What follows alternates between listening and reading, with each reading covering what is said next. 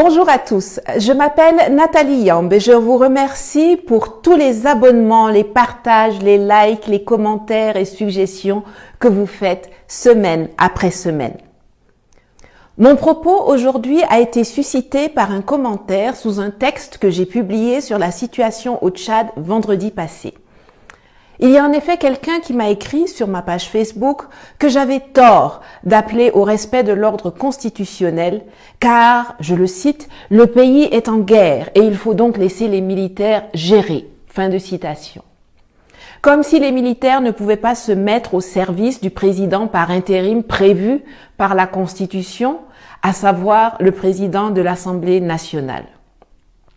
J'ai failli répondre vertement à son auteur, mais je me suis rappelé à temps que les gens en Afrique francophone ont hélas été formatés pour produire ce genre de réflexion et de comportement penché.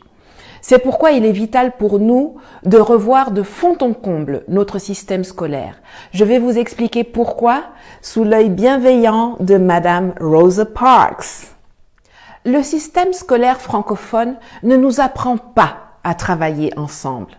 L'individualisation est mise en exergue là où il faudrait nous former au travail en équipe.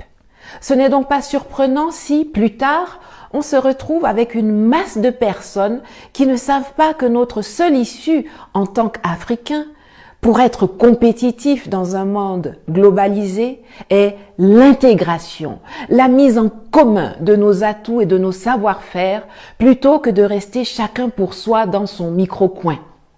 Dans le système anglophone, dès la petite école, on apprend à travailler sur des projets, on crée des clubs et des associations, on pratique le team building, on est pour la fortune commune, le Commonwealth. Le système scolaire francophone ne nous apprend pas non plus à défendre une idée ou à débattre. On nous apprend à répéter ce que d'autres ont dit. Les mieux notés sont ceux qui ont la faculté de réciter par cœur leurs leçons.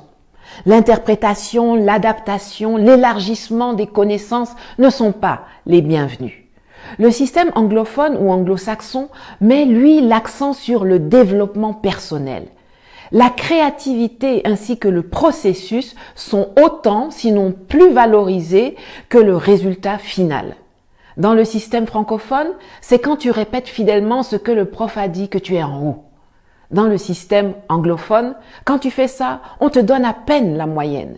C'est quand tu fais tes propres propositions, quand tu apportes tes idées, quand tu enrichis le sujet avec le fruit de tes recherches que tu as faites sur Internet ou dans des livres, c'est là qu'on te donne des notes excellentes. Le système francophone nous enseigne que pour avancer, on a besoin de tuteurs, quelqu'un qui va vous prendre par la main, dont vous êtes dépendant.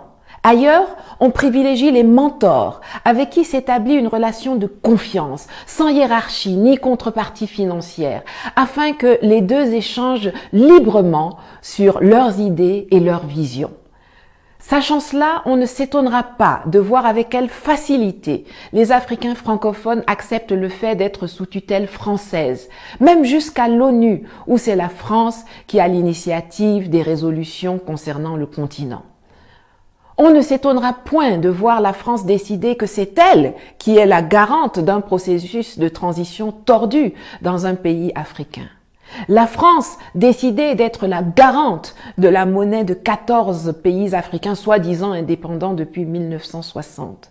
La France décidait ce qui est dans nos livres d'école. Le système scolaire francophone ne nous apprend bien évidemment pas à être des leaders. Jamais on ne nous entraîne à présenter un projet, à prendre la parole en public, à maîtriser l'art oratoire. Et si dans ta famille, on ne t'a pas appris à te responsabiliser, ce n'est pas à l'école que tu seras formé à cela.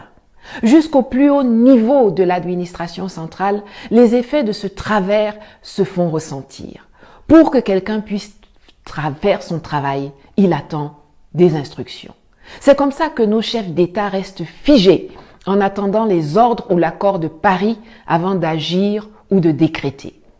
C'est dans ça, vous voyez, Sur instruction du président de la République ou du Premier ministre, le ou la ministre XYZ a fait ceci. Pourtant, il ou elle a une fiche de poste, une feuille de route, des objectifs et un budget. Mais non, il faut attendre des instructions. Tu es DG dans une société, dans un secteur donné, mais tous les jours, c'est toi qui attends les instructions. Tous ont peur de gérer, peur de prendre leurs responsabilités, peur de rendre compte. Le système francophone produit des suiveurs, des petits soldats, des gens dociles, des obéissants, des ventriloques. Il y a une façon de nous former qui fait que quand on sort de l'école, on ne devient non pas un homme au sens grand, plein et noble du terme, mais plutôt un assisté sur le plan intellectuel, social, financier, économique et politique. Le mal est profond. Comment peut-on se développer dans ces conditions? Alors oui, il y a la nécessité de se réapproprier notre histoire. Oui, il faut qu'on apprenne qu'avant Thémis, il y avait Maat, la divinité égyptienne de la justice et de la vérité. Avant La Fontaine, il y avait Ésope. Et que De Gaulle, Leclerc,